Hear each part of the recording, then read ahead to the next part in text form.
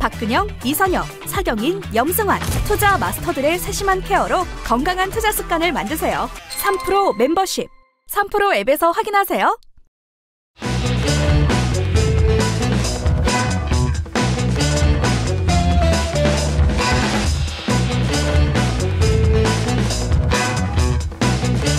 자, 3프로TV 시청자 여러분, 그리고 전국에서 또 지구촌 곳곳에서 저희 3프로TV의 콘텐츠를 늘 성원해 주신 우리 투자자 여러분, 오늘은 아주 여러분께 엑기스 있는 분을 모셔서 정말 샅샅이 한번 여쭤보고 싶어서 제가 직접 나왔습니다.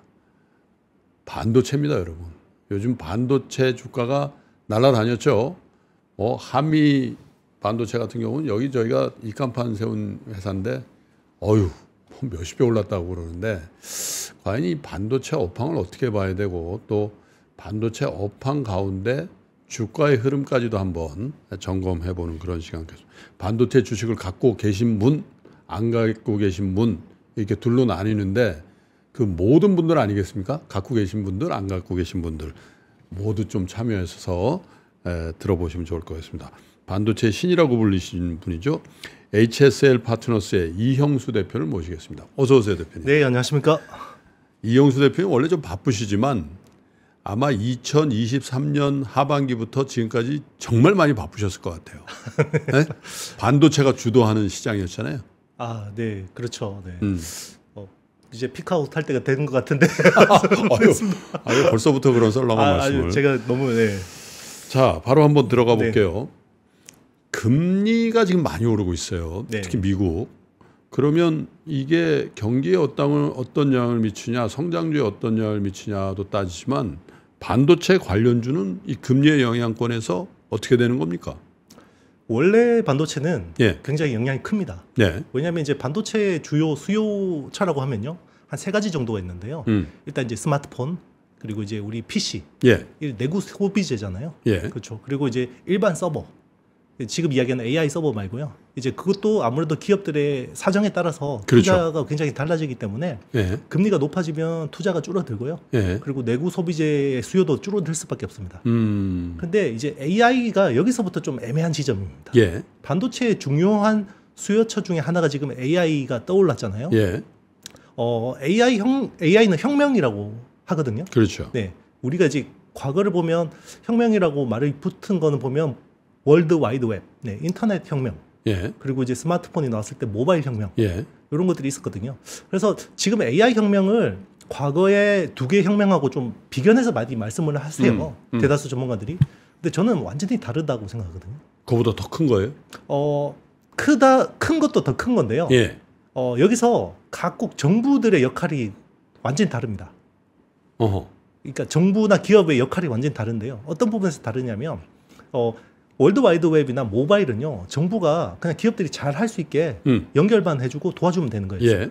그러니까 철저한 어떻게 보면 지원자의 입장이었죠. 예. AI는요, 그렇지 않습니다. 어떤 면에서요? AI는요, 이게 당장 국방 기술하고 직결이 되고요. 지금 러시아 우크라이나 전쟁이 진행 중인데, 예. 이게 정말 AI가 이제는 AI 드론이 무인 로봇을 지금 격발하고 실제로 병사들을 해치고 있거든요. 예.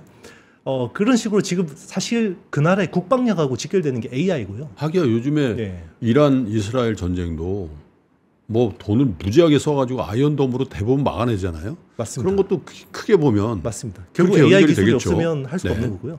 그리고 이제 머지않은 미래 한 5년, 10년 뒤에는 AI 때문에 글로벌 GDP 성장률이 달라질 겁니다. 그리고 각국 경제 성장률이 달라져요. 자, 그러면 AI라는 거는 단순히 B2C한테 맡겨 놓을 수가 없는 거예요. 정부 입장에서는. 무조건 해야 되는 겁니다. 국가가. 맞습니다. 그래서 경쟁력이 떨어지면 안 되는 거예요. 네. 그렇기 때문에 작년에 보면 경기가 좋지 않았잖아요. 예. 그런데 AI 투자가 정말 많이 일어났고 필사적으로 하는 거군요. 맞습니다. 빅테크들이 사람 수만 명 잘라서 그 돈을 세이브해서 AI 투자한 거죠. 네, 그러니까 AI는 물론 경기에 영향이 아예 없다고 할 수는 없지만 다른 수요차하고 굉장히 다른 특성을 가지고 있다고 볼 수 있는 거죠. 그러니까 반도체는 전통 반도체 입장에서는 금리의 영향을 부정적으로 받을 수밖에 없는 상황인데 네네. 이게 하필이면 2023년도부터 AI 열풍이 불어가지고 이게 반도체를 주도하고 있고 그 주도력이 존재하는 한 금리의 상관계수가 전보다는 매우 낮아질 것이다. 네, 이렇게 맞습니다. 보시는 거네요. 아주 명징합니다. 아, 네. 두 번째 질문 좀 들어갈게요. 중동 리스크가 발발했어요. 뭐 확전이 약간 주춤된다고 하지만 저건 휴화산이지 사화산은 아니잖아요. 그런 중동 리스크가 전쟁 리스크가 발발했을 경우에 이 반도체 주에는 일반적으로 어떤 영향을 미치고 이번에는 어떨 것 같습니까? 뭐 아무래도 뭐 반도체 어떤 전반적인 영향을 줄 수는 있는데요. 예. 이 AI라는 요소에는 지금 뭐 전쟁이든 뭐든 사실 전쟁이 되면요. 그 전쟁을 통해서 무기 기술이 훨씬 더 개량이 되잖아요. 그렇죠. 이게 뭐 어떻게 보면 되게 잔인한 이야기일 수도 있지만요. 지금 러시아 우크라이나 전쟁에서는 가장 최첨단 무기들이 테스트되고 있을 거고요. 거기서 나오는 주요한 데이터들은 아마 누군가 업데이트 하겠죠. 네, 굉장히 많은 데이터를 모으고 있을 거고요. 예. 그걸 통해서 좀 더 사람을 죽이는데 효율적인 기술, 사람들 통제하기 위해서 좀 더 효율적인 기술들을 예. 누군가는 모으고 있을 거라고 생각합니다. 그렇겠죠. 그래서 오히려 그게 더 어떻게 보면 전쟁이라는 걸 통해서 포로들한테 막 이렇게 실험하잖아요. 그러면 이제 생체 실험 같은 것들을 쉽게 할 수 있기 때문에 의료 기술이나 바이오 기술들이 발달할 수 있고요. 그리고 사람을 죽이기 위해서 굉장히 첨단 기계들이 테스트가 되기 때문에 오히려 기술적인 측면에서는 그럼 반도체 수요를 촉진하네요. 네, 맞습니다. 또 개발을 촉진할 거라고 생각하고요. 그리고 특히나 좀 더 독재에 가까운 국가들은 이 AI 효용성에 대해서 좀 더 많이 체감을 하게 되지 않을까. 그래서 더 많은 투자를 하게 되지 않을까 이런 생각을 합니다. 사실 전쟁도 금리도 AI 앞에서는 무용지물까지는 아니지만 전만큼 위력을 발휘하지 못한다. 이게 결론이군요. 네, 저는 그렇게 보고 있습니다. 네. 지금 경기 상황을 감안했을 때 어떤 주식이 각광받을까 이런 고민들을 투자자 여러분들 많이 하시잖아요. 작년에 삼성전자가 5만 전자가 됐을 무렵에는 야, 이거 가치주 권역으로 투자해야 되는 거 아니야? 이런 얘기도 했잖아요.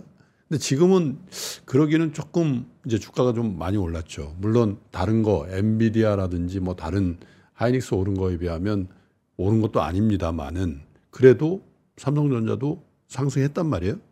지금 형태, 지금 입장 시장에서의 반도체주는 가치주입니까? 성장주입니까? 샘 올트먼이 그 7조 달러를 반도체 펀딩 하겠다고 했잖아요. 네. 7조 달러는 사실 쉽게 들어보기 힘든 돈이죠. 그렇죠. 사실 우리나라 치면 거의 1경원에 네. 가까운 자금이고요. 손정희 회장이 1,000억 달러를 펀딩해서 AI 반도체를 만들겠다고 했고, 사실 지금 미국이 칩스법으로 삼성전자한테 지급한 현금 보조금이 9조 원이거든요. 그러면 이게 성장 산업이 아니라 그러면 말이 안 되는 거죠. 네. 그런데 이제 주식으로 보면 네. 삼성전자는 그동안에는 가치주에 가까웠죠. 예. 왜냐하면 지금 뜨는 AI 산업에서 어떻게 보면 수혜를 보는 폭이 굉장히 미미했습니다. 삼성은.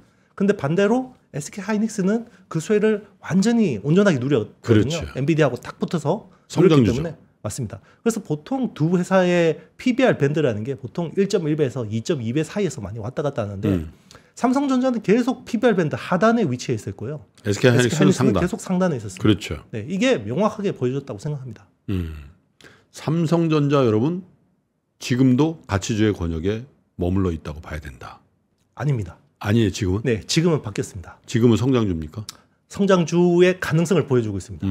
일단 삼성전자가 성장주로 자리매김하기 위해서는 한 세 가지 요소가 필요합니다. 네. 세 가지 요소가 일단은 무조건 HBM은 잡아야 됩니다. 예. 그래서 HBM을 통해서 지금 엔비디아 쪽에 진입하는 게 제일 중요한 거고요. 당면 과제입니다, 이거는. 그리고 이거는 무조건 해야 되는 거고요. 네. 또 하나 기대하는 거는 지금 엔비디아 칩을 생산하는 데 있어서 병목이라는 거는 TSMC의 어드밴스드 패키징 라인이에요. 그렇죠. 여기 2.5D라고 하는데요. 예. 이게 코워스라고 합니다. 칩 온 웨이퍼 온 서브스트레이트. 제가 예전에 한번 출연해서 여기 주상복합 구조 한번 말씀드린 적이 있는데요. 이게 GPU하고 HBM 아파트가 이렇게 실리콘 인터포저를 통해서 지하로 연결되는 우리 여의도 IFC 몰 구조 같은 요 패키징이 필요한데요. 지금 우리가 있는 거죠. 맞습니다. 그게 계속 부족했어요. 근데 그거를 삼성이 일부 가져오는 거. 어드밴스드 패키징, 코어스 라인을 일부 가져오는 거. 여기 삼성이 iCube라는 기술이 있긴 있습니다. 네. 근데 이제 TSMC 수준의 기술을 구현해야지 가져올 수가 있는 거고요. 그리고 또 하나 마지막 남은 카드가 3나노 게이트 올 어라운드라는 예. 파운드리 선단 공정 기술입니다. 그 세 가지가 중요한데요. 그 세 개 중에 한 개만 걸려도 충분히 성장주로서 인정받을 수 있습니다. 이제 그런 조짐이 네. 조금씩 구체화되고 있는 상황이죠, 현재. 맞습니다. 그걸 이제 선반영해서 주가가 좀 오른 것 같고. 그렇죠. 어쩌면 외국인들이 삼성전자 집중 매수는 그런 차원에서 일어났을 수도 있겠군요. 저는 두 가지 포인트를 보고 있습니다. 일단 첫 번째는 사업적으로는 그 HBM에 대한 예. 뭔가 이제 가능성을 보여줬고요. 네. 또 하나 저는 외국인들이 삼성전자를 좋아하는 부분은 예. 주주 가치 제고 측면에서 보고 있습니다. 그러니까 우리가 메모리 반도체가 시스템 반도체에 비해서 낮은 멀티플을 받는 이유는요. 저는 이 재고로 인해서 계속해서 가격 변동이 너무 크지 않습니까? 그렇죠. 이게 사실은 불확실성이고. 그런데 주주 가치에도 네. 변동성을 많이 주는 거죠, 그게. 맞습니다. 그 동안에 이제 어떻게 보면 변동성이 너무 크기 때문에 불확실성이 크고 그거는 예. 낮은 멀티플의 원인이 됐는데 그렇죠. AI 반도체로 인해서 메모리가 커머디티에서 스페셜티로 바뀌어요. 그러면 이게 메모리가 파운드리화 되거든요. 그러네요. HBM이라는 거는 사실 1년 단위로 계약을 해서 계약한 만큼 사갑니다. 아하. 그러면 이거는 뭐 단가 인하도 없고요. 지금 메모리 반도체처럼 월 단위, 분기 단위 내고도 없습니다. 가격이 푹 빠지는 일이 거의 없습니다. 없다고 봐야 되겠네요. 고정입니다. 예. 고정 거래 가격으로 사가는 겁니다. 예. 1년 동안. 예. 그렇기 때문에 파운드리에 가깝기 때문에 이런 변동성들이 굉장히 많이 줄어들기 때문에 멀티플을 좀 더 줄 수 있는 요인이 그렇겠네요. 있는 거죠. 네. 삼성전자 멀티플을 박하게 주는 이유가 이게 대표적인 경기 산업이라서 맞습니다. 여러분 작년에 경험하셨죠? 삼성전자가 반도체 부분 적자 나버리잖아요. 그것도 무지하게. 그렇죠. 근데 어느 때는 또 뭐 분기에 뭐 10조 이상씩 벌어버리잖아요. 그죠? 그렇죠. 맞습니다. 그런 거에 대해서 투자자들은 특히 미국, 영국의 투자자들은 이거는 시황산업이기 때문에 멀티플 조금밖에 안 준다. 맞습니다. 근데 HPM이 등장하면서 네네. 이건 커머디티가 아니라 스페셜티. 뭔가 스페셜티. 맞습니다. 그건 일리가 있는 것 같습니다. 이렇게 해서 이용수 대표님과 반도체 산업에 저희가 점검해야 될 서론 정도를 마감하고 지금부터입니다. 지금부터 본격적인 질문을 드릴 텐데 며칠 전에 비교적 좋은 뉴스가 나왔습니다. 안 줄 것 같은 미국 정부가 약 9조 원 규모의 삼성전자에 대한 반도체 보조금을 확정했다는 뉴스가 있었습니다. 인텔, TSMC보다는 다소 적지만 그래도 애초 우리가 우려했던 이거 이러다 못 받는 거 아니야 혹은 확 줄이는 거 아니야 그 기대는 그 우려는 극복한 것 같아요. 어떤 의미가 있고 이게 삼성전자에는 어느 정도 도움이 되는 겁니까? 일단 이제 삼성전자가 받기로 한 자금이 64억 달러 정도 됩니다. 이게 한 10% 초반대 정도 되고요. 그러니까 투자한 금액의 한 12%, 3% 정도 되는 걸로 알고 있거든요. 예. 그러니까 원래는 안 줄 것처럼 하다가 왜 갑자기 줬냐. 그러면서 나온 것들이요. 공교롭게도 삼성전자가 최근에 공시를 냈는데 당초 미국 투자하기로 한 금액이 170억 달러였어요. 그런데 400억 달러로 확대를 했습니다. 그리고 TSMC가 원래 애리조나 팹에 투자하기로 한 게 400억 달러였어요. 근데 660억 달러로 늘렸고요. 인텔은 1000억 달러로 늘렸습니다. 그러니까 공짜요 아니군요. 맞습니다. 당초 투자 금액의 3배 가까이를 투자하기로 했고요. 저는 이게 결국 바이든 행정부의 강력한 의지가 담겨 있다고 생각합니다. 그러니까 이게 안 되면 결국 트럼프하고 재선은 답이 없다라고 생각하는 것 같습니다. 그래서 칩스법에 대해서 사실 바이든의 가장 큰 정책 중에 두 가지 축이 있지 않습니까? 그 칩스법이 있고 IRA법이 있어요. 그렇죠. 근데 지금 이 AI라는 변수로 인해서요. 칩스법 쪽에 무게 중심이 확 실리게 됐어요. 그래서 반도체도 무조건 잡아야 됩니다. 미국의 국방하고도 관련이 맞습니다. 거죠. 그러니까 무조건 AI의 기술 주도권, 헤게모니는 미국이 잡아야 되고요. 그걸 위해서는 무조건 반도체를 가져가야 된다라고 생각을 하는 것 같고요. 그리고 우리 글로벌 ESG 트렌드가요.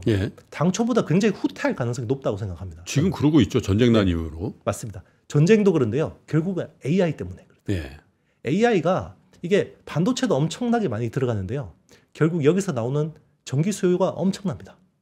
전기 수요가 엄청나고요. 특히나 AI용 데이터 센터 같은 경우는 전기를 엄청 먹어요. 우리가 보통 구글에다가 검색 한번 하면요. 0.3W 정도의 전기가 소모됩니다. 그래요? 근데 우리가 챗GPT한테 질문을 던지면 얘가 생성하잖아요. 네. 그게 2.9와트 소모가 됩니다. 그럼 0.3에서 3 잡고 네. 10배? 10배 늘어납니다. 네. 그리고 요걸 이미지를 만들면 수십 배가 늘고요. 자, 올 하반기에 동영상 오죠. 텍스트를 입력하면 동영상이 나옵니다. 자, 그건 전기를 얼마나 먹을까요? 수십 배 먹습니다. 자, 그런 인프라들이 깔리는 거거든요. 그러면 기존의 신재생 에너지 가지고 이거를 100% 커버를 못해요. 아, 그래서 전력수를 감당하기 위해서라도 네. 아마 ESG 트렌드는 그거는 개보한다. 트럼프가 돌아오면 더 속도가 빨라질 것 같고요. 네. 바이든이 재선을 하더라도 어쩔 수 없다. 당초 탄소 제로의 스케줄은 딜레이 될 수밖에 없다고 생각합니다. 그거 정말 진짜 의미 있는 포인트인 것 같아요. 그러면 반도체 얘기를 하고 있습니다만은 연관해서 보면 야, 향후에 그러면 신재생 에너지 주냐 아니면 화석 연료 주냐 아니면 원전이냐 이런 것들에 대한 힌트도 되고 또 만약에 전력 수요가 급증한다면 전력을 송배전하는 회사들 그죠? 좀 실제로 많이 올랐거든요. 그런 맞습니다. 회사들이. 그런 거 반영하고 있다고 봐야 되겠네요. 저는 그렇게 보고 있어요. 결국 인간의 이기심은 네. 네, 그 누구도 제어할 수가 없습니다. 2050년 탄소 제로로 가겠다라고 이야기했지만 미국은 2035년까지 청정 에너지 100% 생산하겠다고 했거든요. 예. 그거는 AI가 없을 때 이야기한 거예요. 아하. AI는요 무조건 이겨야 되는 겁니다. 국가 차원에서는. AI를 잡아야지 전 세계를 지배하는 빅브라더가 될 수 있어요. 그렇군요. 예. 자, 다시 삼성전자로 좀 돌아와서 TSMC가 아리조나에 큰 공장을 짓는 거는 다 알고 있고 바이든 대통령마저도 그 착공식에 참석하고 했잖아요. 근데 TSMC는 미국 내에서 차곡차곡 대형 클라이언트 고객사를 확보하고 있던 뉴스플로우가 있는데 삼성전자는 그만큼 투자를 안 해서 그렇습니까? 왜 그런 소식이 강간무소식이죠? 여기서 제일 아쉬운 지점이 그겁니다. 예. 사실 삼성전자가 작년에 3나노 공정을 TSMC보다 먼저 시도를 했어요. 예. 작년 하반기부터 양산이 들어갔고 TSMC가 한 분기 정도 늦었습니다. 삼성보다. 예. 그래서 작년에 애플의 두뇌 칩, A-바이오닉 칩을 TSMC 3나노에서 생산을 했고요. 예. 자, 이때만 해도 애플 칩의 수율이 너무 낮다고 해서 삼성이 이제 한번 뒤집어 못 보나 보다 라고 했는데 삼성 쪽 3나노 고객이 아무도 안 오는 거죠. 아하. 네. 지금 생산하고 있는 중국산 비트코인 채굴 칩 말고는 프로세서류 쪽에서는 의미 있는 고객들. 왜 그렇습니까? 그거는 이제 뭐 정확한 이유는 저도 알 수 없지만 예. 아무래도 고객들이 보기에는 뭔가 불안정한 아직까지는. 맞습니다. 그런데 의외로 4나노 핀팩 공정의 수주 흐름은 되게 좋습니다. 삼성이 사실 4나노를 못해서 퀄컴의 AP 물량을 TSMC한테 뺏겼었잖아요. 그렇죠. 근데 지금 구글도 보면 4나노 쪽은 삼성한테 해달라 그러고요. 4나노까지는 그러면 스테이블하다고 보는 거네요. 4나노 수율은 많이 올라갔고 안정적인데요. 아하. 여기서 저는 되게 미묘한 지점이 있는데요. 예. 4나노까지는 삼성도 핀팻 공정입니다. 그렇죠. 예. 그런데 3나노부터 게이트 올 어라운드라고 해서 트랜지스터 구조가 바뀌거든요. 완전히 다르죠. 예. 근데 TSMC는 3나노까지 핀팻입니다. 그래서 공법을 그럼 왜 삼성전자는 꼭 그렇게 바꿔 써야 되죠? 그러니까 이제 삼성 입장에서는 기존의 핀팻 구조 가지고는 이게 게임 체인저가 될 수 없다. TSMC를 완전 초월할 수 없다. 맞습니다. 그래서 나름의 승부수를 던진 거거든요. 네. 신기술의 승부수를 던진 거고 사실 지금은 이거를 뭐 판단하기는 좀 섣부를 수도 있습니다. 네. 그럼에도 불구하고 아직까지 놓고 보면 그 전환의 승부수의 효과가 그렇게 아직까지는 효과적이지 않은 것 같다. 얼마나 된 거죠? 게이트 올 어라운드로 전환한 게? 작년 6월 말에 했습니다. 근데 기술 개발은 그 전부터 됐었잖아요. 맞습니다. 제가 패널들로부터 들은 게 2020년도부터 들은 것 같거든요. 맞습니다. 그죠? 네. 그때부터 HBM을 했어야 되는데. 그래서 최근에 네. 삼성이 지금 제일 중요한 팹이 평택의 P4라는 팹이 있습니다. 예. P4의 팹에 인력 재배치를 했어요. 그러니까 그 공사하는 인력을 예. 최근에 파운드리 쪽에 인력을 빼서 D램 쪽으로 배치를 했습니다. 예. 그래서 삼성 입장에서도 지금은 모든 자원을 일단 D램 경쟁력 회복에 그렇게 해야 투입하자. 되겠죠. 네. 예. 일단 파운드리는 조금 이제 후순위로 가는 분위기 같습니다. 그렇군요. 앞으로 어떻게 될 것 같아요? 열심히 해야죠. 열심히 해야 되는데 그 제가 삼성전자 보기에는 사장님 같은 말씀은 그만하시고. 네. 중요한 거는 결국 이재용 회장의 의지입니다. 예. 그러니까 삼성 같은 큰 조직은 항공모함이에요. 예. 이렇게 쭉 가죠. 뭔가 방향을 틀려면 이게 한 방에 팍 안 틀어집니다. 예. 네, 그러면 결국 오너가 의지를 가지고 틀어야 되거든요. 그렇죠. 그거는 결국 인사에서 나오는 거죠. 인사. 연말 삼성 인사를 주목해서 봐야 됩니다. 그래서. 근데 삼성 인사를 뭐 저희가 네. 뭐 예측할 수도 없지만 네, 특정인을 거명할 수는 없고 맞습니다.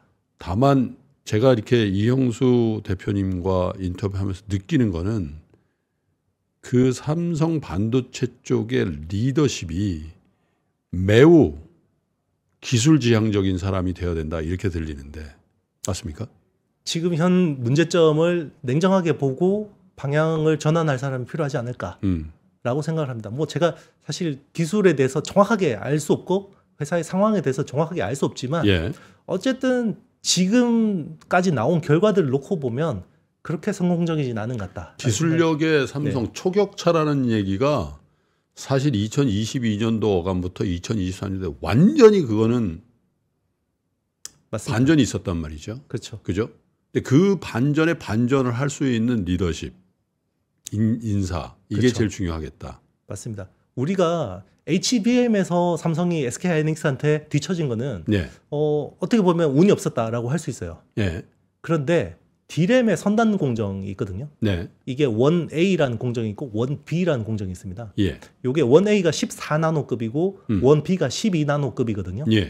이게 원래 삼성이 항상 앞서 있었어요. 그렇죠. SK하이닉스하고 마이크론한테. 네, 많이 앞서 있었죠. 네, 지금은 뒤처졌습니다. 그래서 삼성전자를 네. 걱정하는 분들이 그런 걸 걱정하더라고요. 그런 걸 지적하더라고요. 우리 권순우 팀장도 그런 걸 지적해서 뭐 삼성전자 투자하는 분들에게 욕도 좀 먹고 했는데 네네.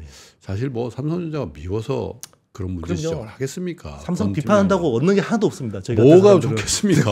그런데 사실 네. 삼성전자는 초격차고 삼성전자는 뭐 예를 들면 황해법칙이라는 얘기까지 나올 정도로 어떻게 보면 그 다른 경쟁사와의 전쟁이라고 하죠. 그 전쟁에서 확실히 승기를 잡아왔던 그 전통과 이미지가 있는데 그게 좀 무색한 상황이라서 네, 맞습니다. 좀 걱정되세요? 어떠세요? 반도체 전문가 입장에서. 뭐 많이 걱정이 되죠. 사실 네. 저도 삼성전자를 분석한 지가 거의 18년이거든요. 예. 처음 봤습니다. 이런 경우. 이런 경우를. 이런 문제를 못 푸는 거. 음. 그러니까 사실은 작년에 삼성전자의 고위직들이 이야기했잖아요. 공식적으로 어나운서 했던 것들 예. 있잖아요. 그게 결국은 제대로 안 됐거든요. 예. 저는 삼성의 그 정도 고위직들이 공식적으로 코멘트한 게 안 된 적이 없죠. 별로 없습니다. 제가 기억하기로는 없습니다. 네. 그렇군요. 네. 하이닉스 얘기 좀 해볼까요? 네. 인디애나주에 반도체 공장 대규모로 짓는다는 얘기가 있었단 말이죠. 여기는 보조금 어떻게 돼가고 있습니까? 일단 이제 칩스 법에서 예. 후공정 쪽에 할당된 자금이 있습니다. 그게 한 30억 달러 정도 되는데요. 예. 그걸 좀 타깃으로 하는 것 같고요. 자, 그게 왜 그러냐면 지금 우리가 이야기하는 어드밴스드 패키징이라고 하는 후공정에서 첨단 공정은 예. TSMC가 제일 잘합니다. 그런데 그런데 TSMC 못지않게 나름의 기술을 가지고 있는 회사가 SK 하이닉스입니다. 그래서 지금 HBM이라고 하는 요 고대역폭 메모리 쪽에 거의 사실상 그동안 독점을 해왔었고요. 예. 그런 부분을 미국 정부한테 굉장히 어필을 했죠. 어허. 왜냐하면 AI 반도체가 되려면 반드시 필요한 부품이 필수죠. 맞습니다. HBM이기 때문에 여기에 이제 보조금을 지원해야 된다는 예. 명분을 줬고요. 그리고 또 하나 중요한 축 하나가요.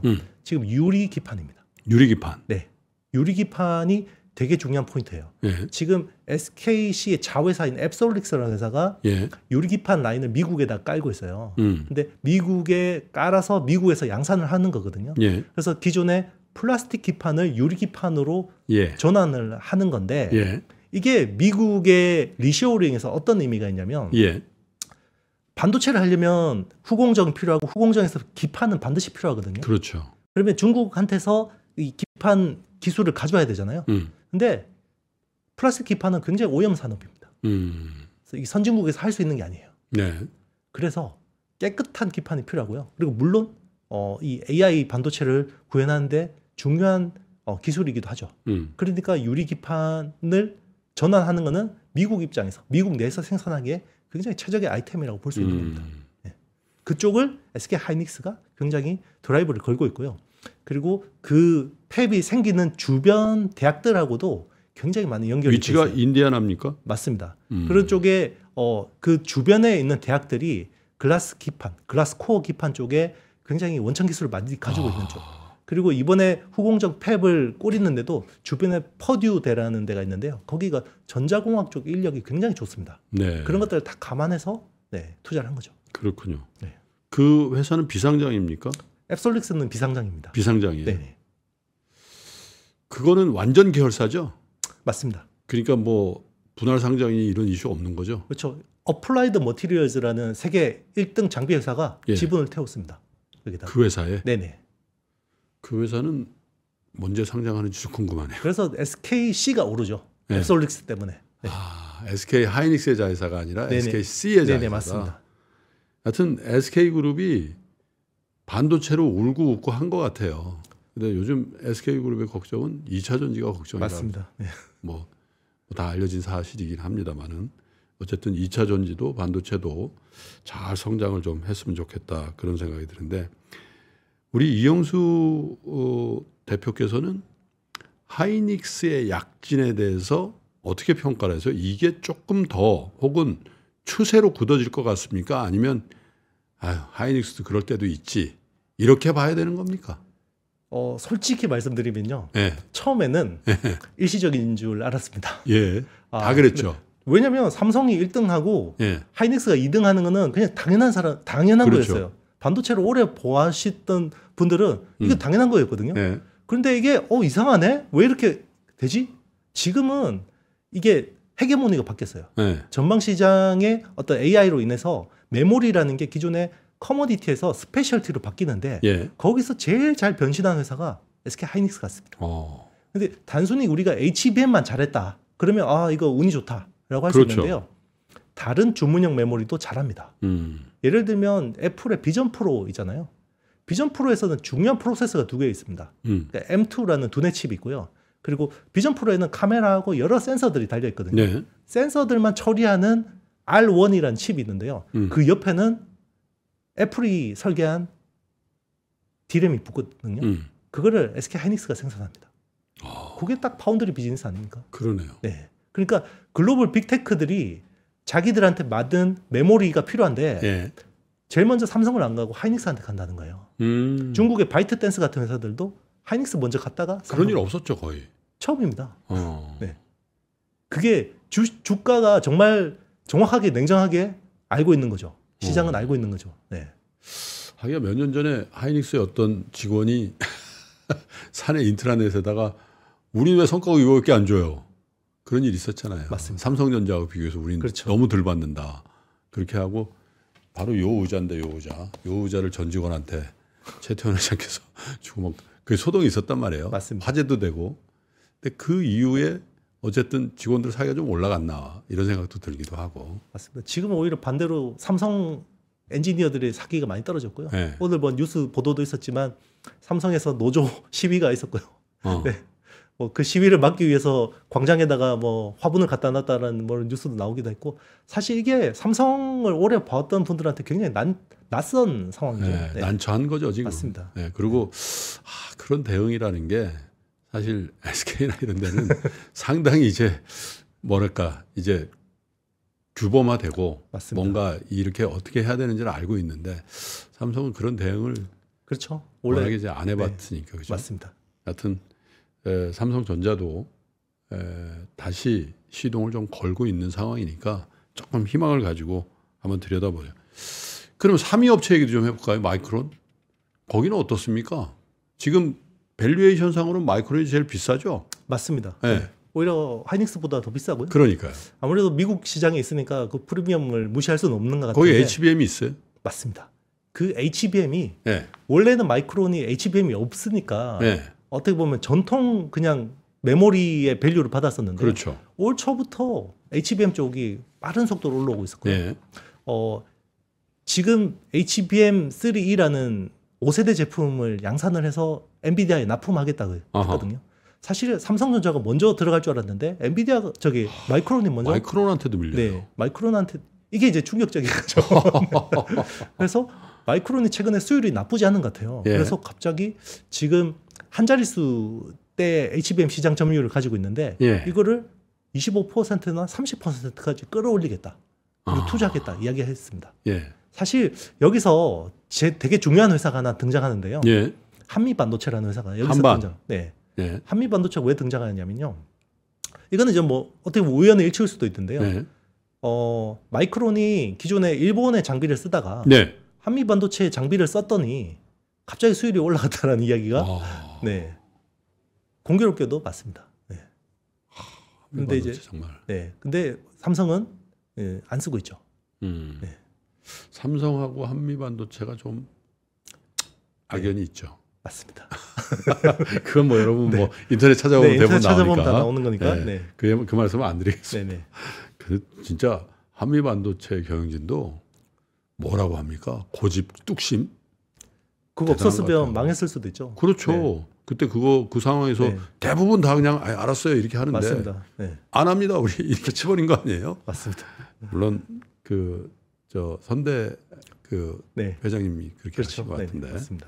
어쨌든 그 한미반도체 주가 상승을 보면서는 사실 놀라운 면이 있는데 그렇죠. 그게 뭐 주가를 이영수 대표께 그냥 이게 비쌉니까 삽니까를 여쭤보기는 그런데 어쨌든 산업적인 측면에서 기술적인 측면에서 이유는 있다. 네, 이렇게 맞습니다. 봐야 되겠네요.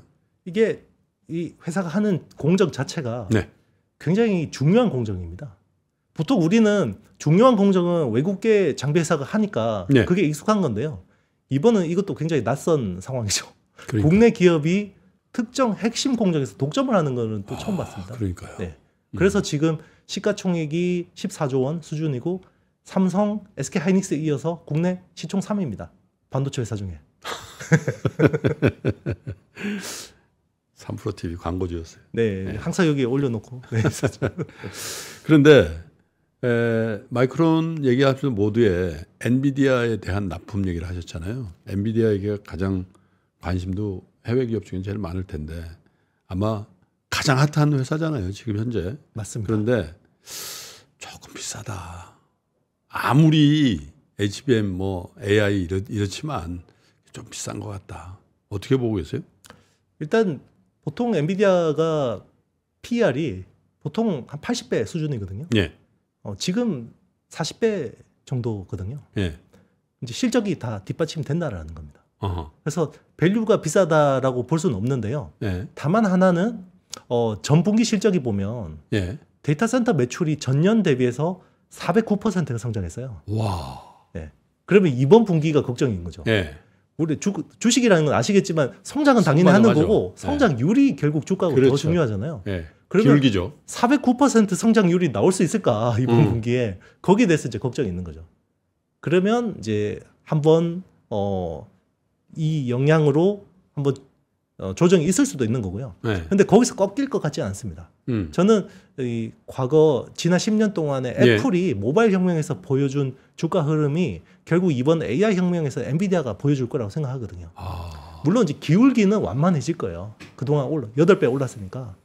기울기는 완만해지겠지만 계속해서 우상향할 수밖에 없다. 왜냐하면 이게 구조적으로 지금 AI라는 기술 자체가 트랜스포머라는 알고리즘 기반으로 되는 거거든요. 그렇죠. 네, 트랜스포머 알고리즘 두 가지 특징이 있습니다. 스케일링 로우라고 해서 컴퓨팅 파워를 키우면 계속 좋아져요. 선형적으로 AI 네. 모델이. 그러면 결국 엔비디아 칩을 자사 서버에다가 많이 갈아 넣으면 계속 좋아지거든요. 아하. 이 알고리즘을 대체할 만한 AI 기술이 나오면 굉장히 위험해질 수 있는데 지금까지 뭐 걱정할 없습니다. 없잖아요. 네, 맞습니다. 지금 우리가 이야기하는 LLM이라고 하는 라지 랭귀지 모델은 트랜스포머 엔진을 기반으로 하는 거고요. 이 룰이 깨지지 않으면 계속해서 컴퓨팅 파워는 키울 수밖에 없어요. 그러니까 엔비디아가 칩이 너무 부족해지는 상황이 있기 때문에 네. 이제 자체 설계 칩들이 나오는 거죠. 그런데 그것도 엔비디아 칩 우리는 언론에서 탈 엔비디아라고 이야기하는데요. 네. 사실 탈 엔비디아가 아닙니다. 엔비디아 칩을 보완하는 겁니다. 네. 엔비디아 칩은 꼭 필요합니다. 그럼 조정은 나올 수 있으나 네네.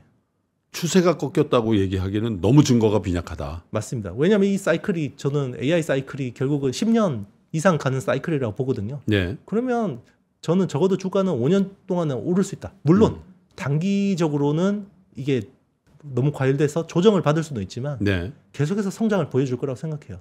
실제로 젠슨 왕이 이런 이야기를 합니다.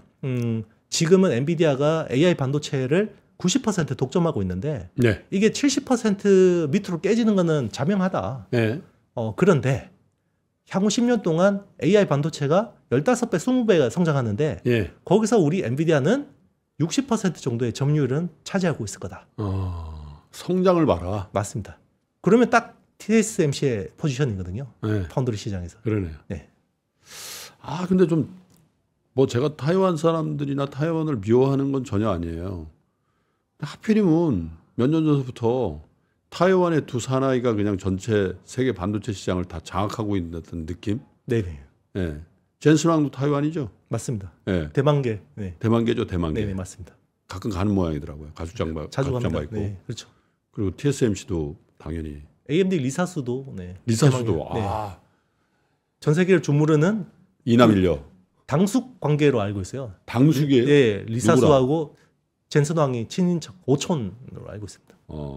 왜 오촌 당숙인가 보네요. 네네, 뭐 하여튼 그런 걸로. 네. 성이 다른 거 보니까. 네. 그런데 경쟁자입니다. 야, 부러워요. 네, 그렇죠. 네? 사실 대만 사람들이 반도체 시장을 주무르고 있죠. 네. 대한민국 엔지니어들도 조만간 젠슨 왕, 리사수 같은 명성이 있는 그런 엔지니어들이 또 창업자들이 지금도 우리나라 그 스타트업 존에서 몇몇 업체들이 우리도 한번 할 수 있다라고 열심히 하고는 있더라고요 보니까. 네, 맞습니다. 그죠? 사실 뭐 MPU라고 하는 이제 네. 어떤 AI 전용 반도체 그런 쪽에서는 국내 뭐 리벨리온, 뭐 필요사 AI, 네. 뭐 사피온 같은 회사들은 굉장히 실력이 있고요. 리벨리온은 네. 박 대표는 워낙 유명한 분이 맞습니다. 됐죠 지금, 그죠? 그렇죠. 저희 3프로 TV에도 자주 나오는데. 네, 여기도 자주 나오시고요. 그리고 이제 뭐 세미파이브라는 회사도 뭐 3프로에 나왔지만 그렇죠. 그런 회사들도 뭐 디자인 쪽에서 굉장히 중요한 역할을 하는 회사고요. 그런 회사들이 많이 나오고 있습니다. 그래도. 성공하시길 바라겠습니다. 자, 한미 반도체 말씀을 주셨는데 그 외에도 한미 반도체까지는 아니지만 네네. 장비 업체 중에 주가 상승이 눈에 띄는 업체들이 나오고 있죠. 네네, 뭐 맞습니다. 이오테닉스도 그렇고 어떤 분야, 그 전공정, 후공정이 있는데 그 중에서도 어떤 분야, 뭐 시각도 있고 뭐 여러 가지가 있잖아요. 어떤 분야를 집중해서 봐야 됩니까? 보통 이제 상승 사이클이 이렇게 시작이 되면요. 예, 보통 장비주들이 제일 먼저 튑니다. 그렇죠. 그리고 장비주가 제일 어떻게 세게 튑니다. 예, 네. 그리고 이게 어느 정도 지속이 되다 보면요. 소재하고 부품 쪽으로 가요. 네, 가동률이 올라가니까. 예, 그러면 이제 거기에 들어가는 프로세스 케미컬이나 아니면 부품 같은 것들의 수요가 올라오거든요. 예, 그리고 이제 이 사이클의 피날레가 보통 기판, 서브스트레이트로 하는 기판이 있는데요. 장비 쪽에서는 보면 이번에는 철저한 AI 사이클이었기 때문에 예, 일부 전공정 쪽에서 메리트가 있는 업체들이 남아 있어요. 장비 쪽에서는. 예, 그게 어떤 쪽이냐면 선단 공정에서 EUV 쪽 밸류 체인에 있는 업체들인데 예, EUV는 당연히 네덜란드 ASML이 하기 때문에 국내에서 뭐 그렇게 수혜는 없고요. 예, 근데 EUV가 되면 늘어나는 그 소재가 있습니다. 그게 EUV용 PR, 예, 동진 세미캠 같은 업체들이 동쌤. 네, 동진 세미캠 같은 네. 업체들이 수혜를 볼 수 있고요. 그리고 EUV 공정이 늘면 예, 원자층 증착이라고 하는 ALD 공정이 같이 늘어요. 예, 여기 거의 페어링에서 같이 가거든요. 예. 그리고 ALD 장비 쪽에서는 유진테크나 유진테크도 많이 네, 올랐죠. 주성 엔지니어링, 주성 많이 올랐죠. 네, 원익 IPS 같은 회사들이 수혜를 볼 수가 있고요. 아하. 그리고 이 하이케이 머티리얼을 납품하는 ALD 증착할 때 쓰는 머티리얼은 이제 DNF 같은 회사들. 예, DNF는 이제 솔브레인이 또 인수했습니다. 예, 그런 회사들 수혜를 볼 수 있고요. 그리고 이제 기판주가 이제 남아 있잖아요. 예. 근데 이번에는 기판이 또 굉장히 매력적인 신규 아이템이 붙었어요. 어떤 게요? 유리 기판이 붙었습니다. 유리 기판 할 수 네. 있는 데가 있고 못 하는 네. 데가 있을 거 아니에요. 맞습니다. 어디입니까? 유리 기판을 하는 거는 지금 SKC 자회사 앱솔릭스가 하고 있고요. 예, 삼성전기가 아마 올 가을에 파일럿 라인을 깔 것 같아요. 세종 사업장에다가. 예, 그래서 사업화가 굉장히 속도가 빨라지고 있고요. 예. 그리고 유리기판 쪽을 굉장히 강하게 푸시하고 밀고 예. 있는 쪽이 인텔입니다. 인텔. 네, 인텔이 많이 투자를 할 것 같습니다. 그런 쪽에 있는 밸류체인 기업들이 이번 사이클의 마지막에 굉장히 세게 갈 수도 있지 않을까 생각하고 있습니다. 그 관련된 우리 네. 그 코스닥 기업은 없어요? 일단 이제 투자하는데 좀 유의하시고요. 예. 일단 이제 유리 기판은 이 레이저로 구멍을 뚫는 게 되게 중요합니다. 네. 그러니까 원래 실리콘에다 구멍을 뚫는 걸 TSV라고 하죠. 예. 스루 실리콘 비아라고 하는데 그건 식각으로 뚫는데요. 어허. 유리 기판은 레이저로 뚫습니다. 그래서 예. TGV, 스루 글라스 비아. 어허. 그런 쪽은 이제 필 옵틱스라는 회사가 필옵틱스. 네. 그리고 이오 테크닉스가 이제 그 레이저를 가지고 그런 쪽을 뚫고요. 이오텍스 많이 올랐죠. 맞습니다. 예, 정프로가 쪽을- 보내서 많이 올랐다고 그렇죠. 하는데. 예. 그리고 이제 레이저 구멍을 뚫으면 이게 레이저로 구멍을 뚫으면 주변에 굉장히 미세한 실금들이 많아요. 예. 요거를 불산으로 녹이고 그리고 이 유리 자체를 슬리밍 해줘야 됩니다. 예. 그런 쪽을 하는 게 이제 캠트로닉스, 예. 뭐 그리고 JNTC라는 회사가 최근에 이제 그쪽을 하겠다라고 예. 이야기를 했고요. 예. 그리고 앱솔릭스도 그런 쪽을 하게 됩니다. 그리고 아주 얇은 구리 동박을 또 코팅을 해야 되는데요. 예. 그런 쪽은 이제 YMT라는 회사가 이제 담당을 하고 그리고 그 유리 기판들을 또 얇은 기판들을 또 붙여야 돼요. 예. 왜냐하면 다층으로 붙여야 되기 때문에. 본딩 해야 된다. 네, 맞습니다. 그런 쪽이 이제 표면 처리를 해야 되는데 그런 표면 처리 쪽에 관련된 회사가 이제 CNG 하이테크라는 회사가 이제 신규 사업으로 그런 쪽을 진행하고 있습니다. 자, 그러니까요. 네.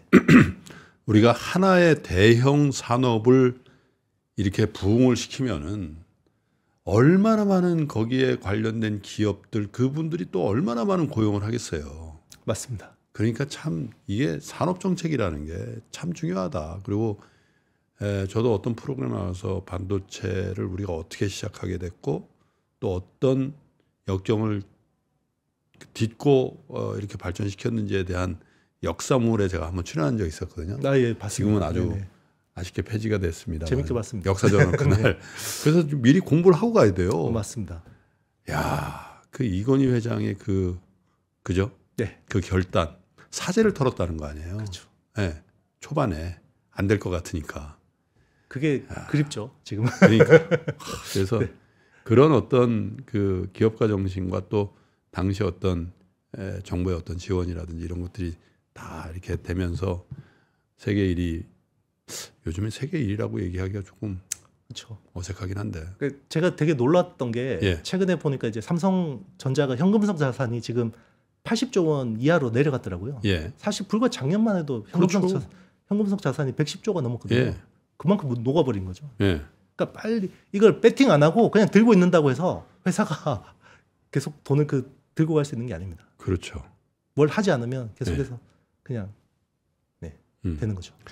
그 참고로 그 여러분께 말씀드립니다만은 이영수 대표가 아까 제 질문에 대답하면서 나왔던 업체들을 추천하거나 네네. 지금이 매수 적기라고 말씀드리는 건 결코 아닙니다. 저희 경고 메시지도 자주 이제 올려드립니다. 지금 투자하시면 늦었을 수도 있고요. 네, 네. 회사 상황들이 다 다르기 때문에 네, 이거는 절대 제 말만 듣고 투자하시면 큰일 납니다. 네, 다만 네. 지금 업황에서 각광받고 있거나 각광받을 수 있는 분야에서 관여되어 있는 그런 업체의 리스트니까 아마 여러분들의 이 핸드폰으로 그 회사들 차트를 보시면 꽤 많이 올라 있는 그런 업체들이니까 저 이영수 대표는 옳은 것만 얘기하는구나 이렇게 얘기하지 마십시오. 그런 공부를 하셔야 됩니다. 네. 공부하고 본인이 확신이 있을 때 투자를 하셔야 됩니다. 네. 자, 다시 좀 개괄적인 얘기로 돌아가 볼게요. 반도체 업황이 턴어라운드한 건 확실한 것 같아요. 네네. 어느 정도 진도가 나갔고 이 업황의 개선의 진폭이랄까 강도랄까요? 어느 정도 예상을 하십니까? 일단 이제 보통 우리가 메모리 반도체가 그동안에 제일 중요한 아이템이었는데 예. 이게 시클리컬이라고 해서요. 거의 뭐 원유처럼 움직였습니다. 그래서 상승 하락을 보이는데 상승 사이클은 2년에서 2년 6개월 정도 예. 지속이 되고요. 하락 사이클은 1년에서 1년 6개월 정도 지속이 됩니다. 예. 그러니까 요거는 주가 사이클이 아니라 업황 사이클로 말씀드리는 거예요. 이게 제 업황 이야기를 듣고 주식 투자를 하시면 큰일 납니다. 왜냐하면 반도체는 선행 지표이기 때문에요. 그렇죠. 그래서 업황으로 보면 작년 3분기에 바닥을 잡고 예. 4분기부터 돌았었어요. 예. 그러니까 이제 상승 사이클로 접어든 지 3개분기밖에 안 됐습니다. 예. 그럼 아직 많이 남았죠. 예. 근데 주가는 보통 9개월, 1년을 당겨버립니다. 그렇죠. 그러니까 작년 1월부터 반도체 주가가 오른 거예요. 예. 9개월 선행해서 당긴 거죠. 특히 HPM 같은 것들 선도해버렸죠. 그리고 이번에는 과거하고 좀 다른 게 AI 쪽만 몰렸어요. 예. 수급이 완전히 몰렸거든요. 그렇죠. 그렇기 때문에 이게 굉장히 많이 올랐어요. 오른 것들은.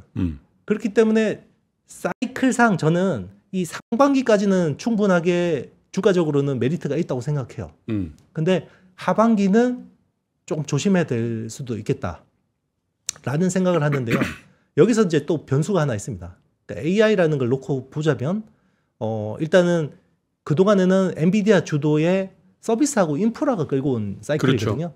근데 서비스하고 인프라 가지고 1년 반 끌고 왔으면 굉장히 많이 온 겁니다. 예. 그러면 결국 이게 디바이스로 확장이 돼야 되거든요. 예. 그러면 디바이스로 AI가 어떻게 확장이 되냐? 아. 거기서 온 디바이스 AI라는 삼성이 한다는. 맞습니다. 아. 거기서 킬러 어플이 나와야 됩니다. 그리고 6월에 중요한 이벤트가 2개가 있어요. 예. 애플이 WWDC라는 세계 개발자 회의를 합니다. 네. 그리고 퀄컴이 스냅드래곤 X 엘리트라는 이게 윈도우 OS용 칩이에요. 예. 그러니까 기존에 스마트폰이나 태블릿 PC용이 아니라 예. 윈도우 PC용 칩을 내놓은 거예요. 예. 인텔이나 AMD가 하는 거. 아하. 그러니까 그게 온 디바이스 AI에서 중요한 포인트를 방향성을 줄 거예요. 예. 거기서 뭔가 시장에 기대감을 줄 수 있는 이슈가 나온다 그러면 이 사이클이 한 분기나 두 분기 정도 더 갈 수 있다고 생각해요. 아. 그런데 만약에 거기서 기대감이 별로 시원찮다. 예. 그러면 저는 한번 조정받고 AI 사이클을 갈 거라고 보고 있고요. 그리고 전통 커머디티 쪽 사이클로 놓고 보면요. 네. 디램하고 낸드 플래시가 있잖아요. 그렇죠. 디램은 구조적으로 성장기로 더 접어들었다고 볼 수 있어요. 예. 왜 그러냐면 디램은 기존의 디램 라인을 HBM 라인으로 전환을 하잖아요. 그러면 HBM 라인으로 전환을 하면 이게 캐파가 40% 정도 줄어듭니다. 예. 만약에 기존에 DDR5를 생산하는 라인이 100이었다 그러면 HBM으로 전환하면 이게 40이 줄어요. 네. 왜냐하면 이게 디램 납장이 기존 디램 대비해서 2배 커요. 다이 사이즈가. 그래서 거기서 감소되는 부분이 있고 그리고 HBM 수율이 지금 70%가 안 나옵니다. 네. 여기서 로스가 일어나죠. 그러니까 공급이 지금은 감산을 하고 있잖아요. 공급이 많아서. 그럼 자연스럽게 감산이 일어나죠. 네. 그러니까 디램은 구조적으로 괜찮아요. 근데 이제 낸드 플래시가 조금 애매합니다. 낸드 플래시가 아직 여전히 한 30% 정도 감산을 해서 가격을 계속해서 올리고 있거든요. 공급 업체들이. 그 수요가 확 늘어서 그런 게 아니라. 맞습니다. 그러니까 대부분 이제 좀 착각을 하시는 게 네. 뭐 요즘에 SSD 가격 오른다, 낸드 플래시 가격이 많이 오른다라고 하니까 이게 감산이 끝난 줄 알고 계시는 분들이 있는데요. 지금은 공급 업체들이 라인 가동을 덜 해서 올라가는 거예요. 그러니까 이게 구조적으로 뭔가 되려면 낸드 플래시 쪽에서 뭔가 수요가 올라와줘야 돼요. 공급단에서 뭔가 조절해서. 그 수요는 어디서 나온다고? 대부분 어디서 나오는 거죠? 낸드 플래시 수요. 저는 두 가지 포인트 정도를 네. 보고 있습니다. 일단은 소라라고 하는 예. 텍스트 투 비디오. 예. 이게 아무래도 기존의 텍스트 투 텍스트보다는 훨씬 더 많은 스토리지가 필요하거든요. 그렇겠죠. 동영상에 대한 빅데이터를 가지고 있어야 되기 그렇죠. 때문에 여기서 스토리지, 낸드 예. 플래시 수요가 나올 수 있다고 생각하고요. 그리고 또 하나가 온 디바이스 AI입니다. 온 디바이스 AI는 내 디바이스, PC나 스마트폰에서 자체적으로 AI가 가동하는 거잖아요. 그러면 이 AI 프로그램을 깔아놔야겠죠. 예. 그러면 여기 낸드 플래시 스토리지에 대한 수요가 생깁니다. 아. 네. 그 두 가지가 잘 되면 낸드 플래시는 굉장히 물론 뭐 PC가 많이 팔리거나 스마트폰이 많이 팔려도 되는데요. 그럴 가능성은 낮습니다. 그 낸드 플래시 말씀하셔서 네. 일본 업체들이 그나마 하고 있는 게 낸드 플래시 아닙니까? 맞습니다. 일본의 지금 그 반도체 물론 이제 삼성전자 하이닉스 같은 주식이 오르는 건 아니고 반도체 장비라든지 뭐 이런 회사들 주변 회사들이 거기도 뭐 사무라이 세븐이란가요? 뭐 그렇게 해서 많이 오르더라고요. 네. 일본의 낸드 플래시 쪽의 경쟁 관계는 우리가 어떻게 봐야 돼요? 참고를 좀 해야 되는 상황입니까? 어떻습니까? 일단 이제 낸드 플래시가 안 좋은 게요. 예. 디램은 공급업체가 3개로 재편이 됐잖아요. 예. 치킨 게임 하면서 그렇죠. 20, 30개 업체 날려버렸지 않습니까? 예. 낸드 플래시는 한 6개, 7개 업체가 남아있어요. 남아있죠. 공급업체가 너무 많아요. 예. 그런데 예전 같으면 퇴출이 돼야 되는 회사가 이제 일본의 키옥시아 같은 회사죠. 예. 근데 지금은 전 세계 어떤 국가도 자국의 반도체 기업이 망하게 놔둘 수 없어요. 퇴출 안 시키죠. 네. 그런데 뭐 그렇다고 해서 또 화끈하게 지원해 주지도 않습니다. 죽지 않을 만큼만 좀비처럼 살려놓으니까 이게 시장을 망가뜨리는 거죠. 그게 이제 키옥시아가 지금 그런 상황인데 네. 최근에 뭐 상장하겠다. 키옥시아도 상장해서 펀딩해서 하겠다. 왜냐하면 키옥시아 지금 시설들이 너무 노후화가 돼서요. 사람도 없대요. 네, 사람도 없고 이게 테크 마이그레이션도 하기가 쉽지 않은 상황이거든요. 네. 네, 그래서 오히려 일본의 낸드 쪽은 그렇게 걱정할 부분은 아닌데 오히려 최근에 TSMC가 어드밴스드 패키징 라인을 일본에다 구마모토 같은 데 많이 깔고 있죠. 네. 그게 일본의 소부장 밸류 체인이 너무 잘 돼 있거든요. 그쪽하고 시너지 효과를 내면 사실 삼성이나 SK 하이닉스가 해야 되는 게 그런 것들인데 네. 그런 쪽의 헤게모니가 이제 일본 쪽으로 많이 쏠릴 수가 있죠. 참 대만 사람도 희한해요. 일본을 그렇게 좋아해요. 맞습니다. 중국 얘기를 한번 해볼까요? 네네. 어떤 분들은 야 중국의 반도체를 무시하지 마라. 일부를 제외해놓고 이제 중국이 반도체를 하고 이게 저가 공세로 물량이 풀리고 이렇게 되면은 제2의 디스플레이, 제2의 배터리가 될 수도 있다. 이런 얘기 하는 분들이 있어요. 어느 정도로 심각한 겁니까?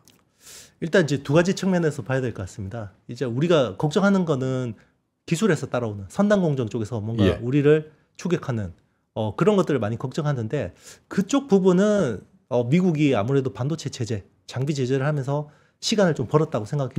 그러니까 중국이 원래보다 발전해야 되는 속도보다 훨씬 뒤처진 측면들이 있어요. 근데 이제 중요한 부분은 또 하나의 축은 레거시라고 하는 28나노 이상급의 공정들이거든요. 중국이 지금 짓고 있는 게 30개가 넘습니다. 팹이. 28나노 이상급. 그러면 과거에 LCD나 그 28나노면 네. 기술 수준으로 네. 삼성전자 몇 년 전 수준입니까? 거의 뭐 15년 전 수준이죠. 네. 아직은. 예. 그러니까 이제 그런 거를 그거 별거 아니라고 생각할 수 있잖아요. 예. 근데 사실 그런 칩들도 되게 많이 씁니다. 우리 IT 산업에서. 많이 쓰죠. 네. 그런데 그런 쪽에 레드오션화 시켜서 우리 뭐 DB 하이텍이나 뭐 이런 우리 팹리스 업체들이 중국 팹에 파운드리에 의존하게 만들어 놓고 나중에 요소수처럼 크게 걱정이라는 거예요. 공급망 쪽에서. 맞습니다. 근데 이거를 뭐 미국이 제재할 방법이 없는 거죠. 네. 왜냐하면 레거시 공정이니까. 차량용 반도체가 대표적인 거 아니겠어요? 맞습니다. 그렇죠. 그거 아무것도 아니라고 했는데 그거 안 나와가지고 자동차가 출하가 안 되는 상황 경험했잖아요. 2, 3년 전에. 맞습니다. 근데 우리는 항상 삼성이나 SK 하이닉스만 보는데요.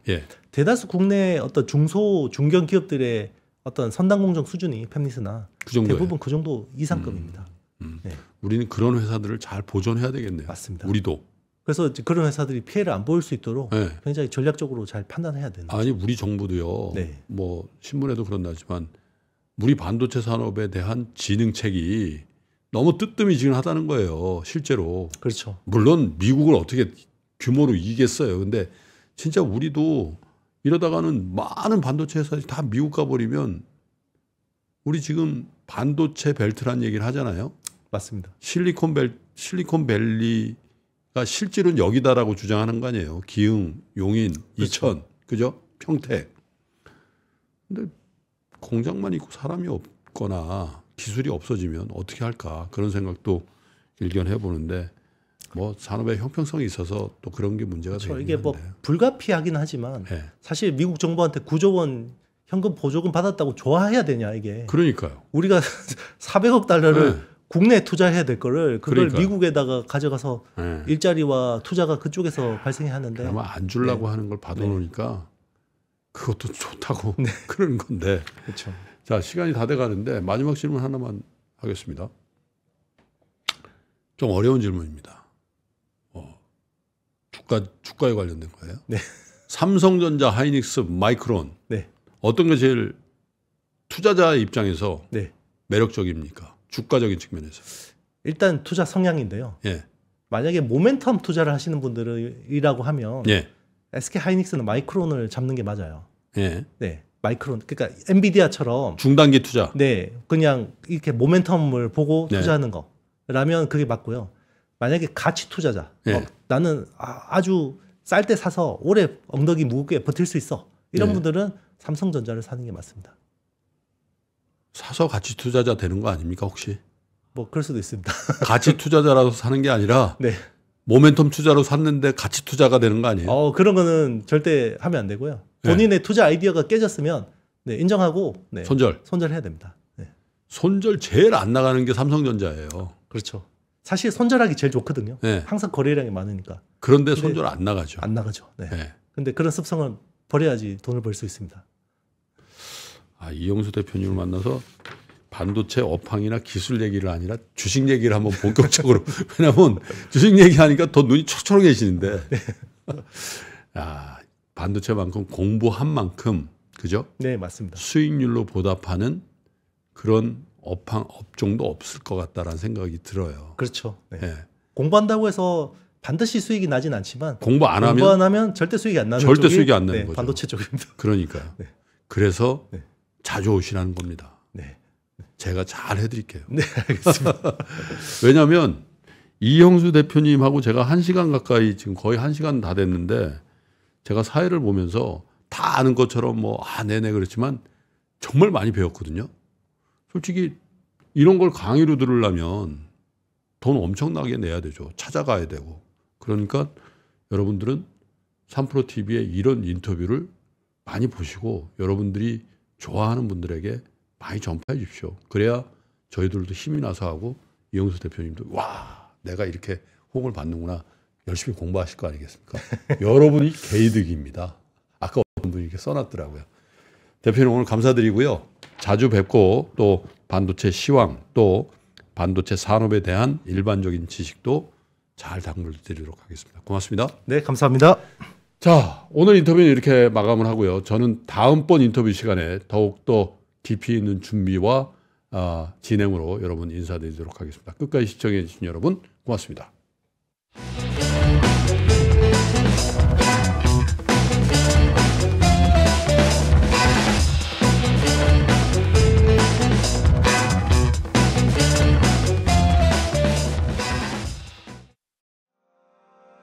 장 시작 전부터 종료까지 쏟아지는 수많은 뉴스와 정보들. 이 중에서 어떤 것이 투자에 정말 도움이 되는 정보일까요? 3프로의 증시 셔터맨 박근영 마스터가 직접 정보를 선별하고 투자의 힌트를 드립니다. 시간도 아끼고 투자 아이디어도 얻는 시간, 박근영 부장의 마켓 힌트와 함께 하세요. 자세한 사항은 3프로TV 앱과 홈페이지를 확인하세요.